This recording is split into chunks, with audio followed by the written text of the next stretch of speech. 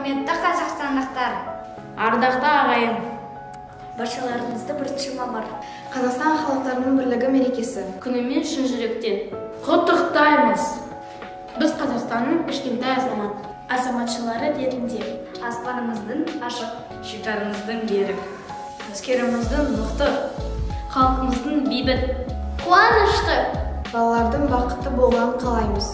тілі басқа, бірақ тілегі бір шаңырақ астында жиналған ұлт пен облыс өкілдерінің Ынтымағы арасы, байлығы берекесі болып, татулығы жарасқан біздің елде өмір сүріп жатқаны жүректерге сенім, көңілдерге қуаныш ұялатады.